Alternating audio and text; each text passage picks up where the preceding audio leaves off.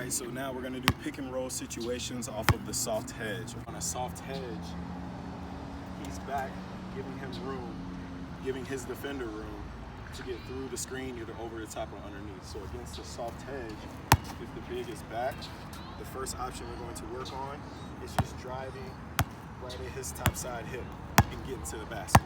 So we're just gonna work options off of that read right there.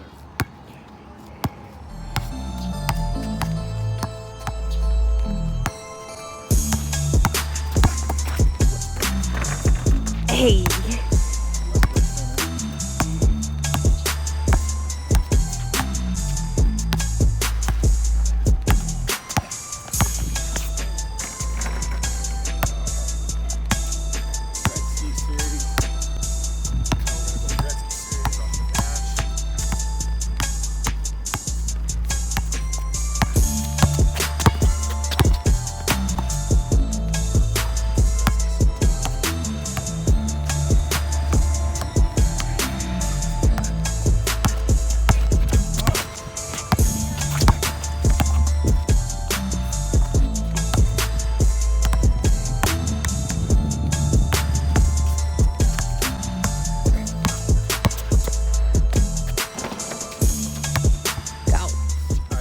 That same, the big man's showing us a soft hedge.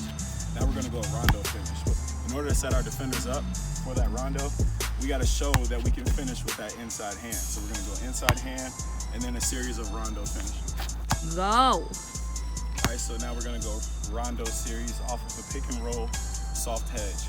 Okay, so first, before we can even get the move off in a game, we have to show that we have the ability to finish around the basket. So we're gonna go through couple different finishing maneuvers, jumping off 2 feet, opposite foot, same hand, different hand, right? Show that we can finish.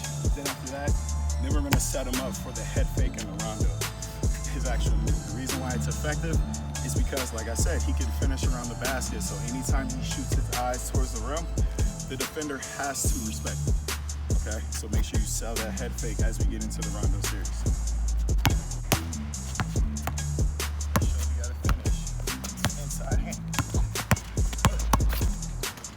There you go. Okay, I see that switch.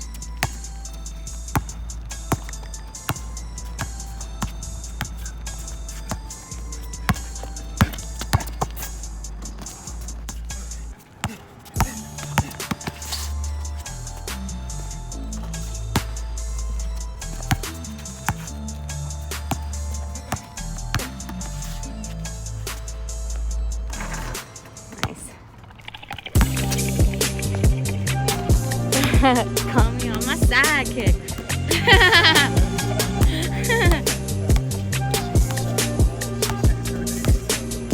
My chick or my chick? No way.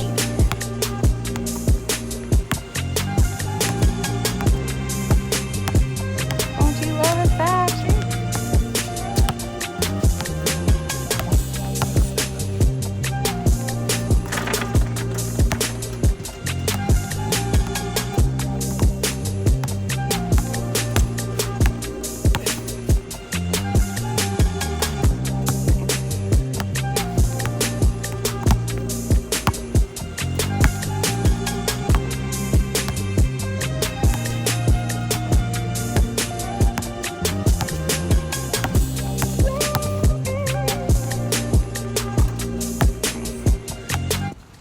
Still working off of this pick and roll soft head situation. So what makes NBA point guards very effective off of this is their ability to shoot as soon as they get off of the screen, right?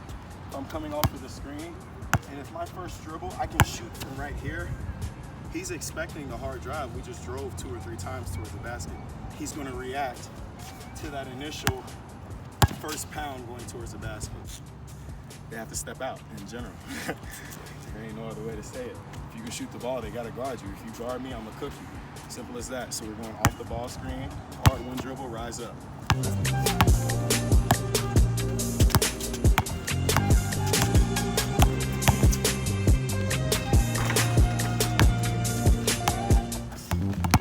What they do a really good job of is going slow off this screen, putting them into a jail situation, and shooting off of that to get the foul. So what I mean by jail situation, we'll talk about that in a later series. But I come off of the screen and he's on my backside trying to fight over it. So I just pause.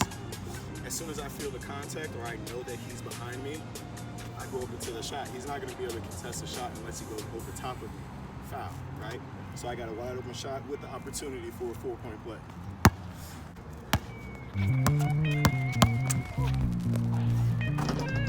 That's how my eyes go back at him. I gotta see him.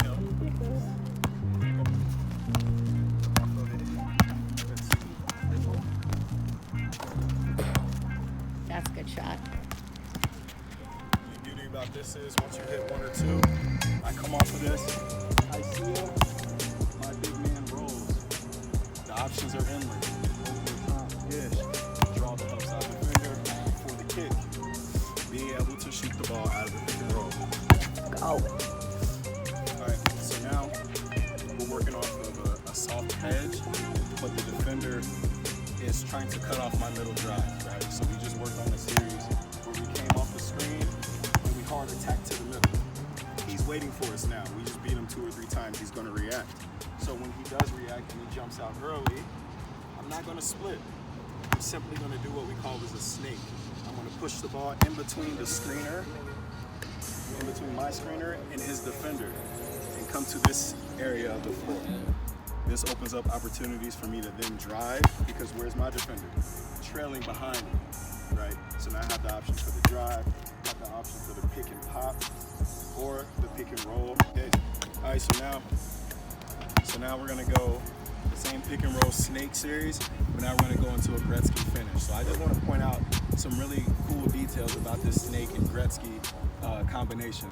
Steve Nash did an amazing job of it, and that's kind of where I coined it from. So when I come off of the screen, obviously the bigs waiting for the drive, I snake. Once I come here, what are my options? I have this roller, or he might be popping. When I go into the Gretzky, which is behind the backboard, what do I have? Corner shooter.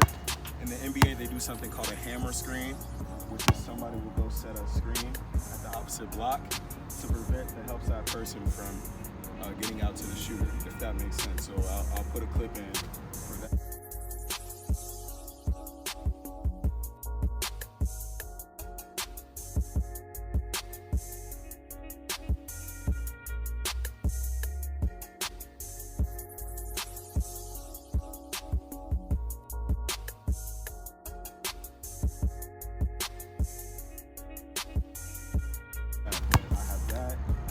My big rolling. I come out here.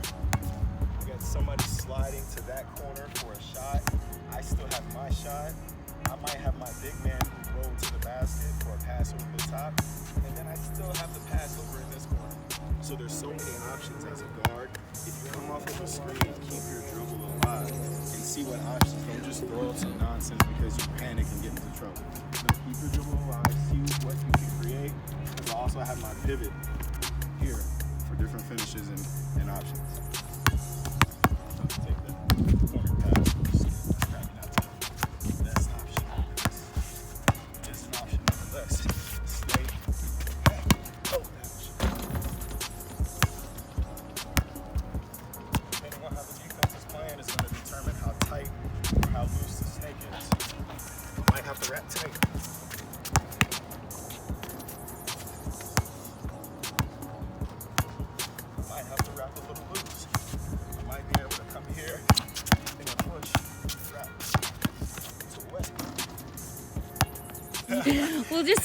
We'll edit that out.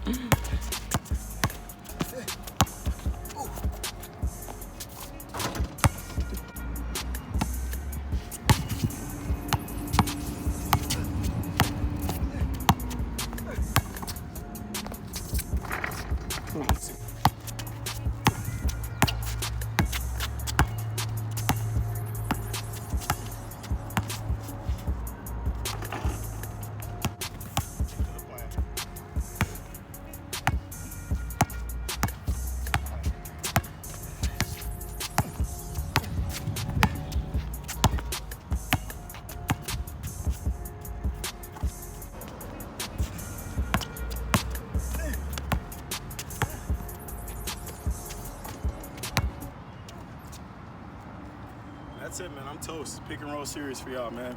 Broke down a lot of options. It's about efficiency. So I would like you to be doing at least 5 makes of every rep. You probably won't, for you beginners, intermediate, you probably won't even get through the whole series. That's a lot.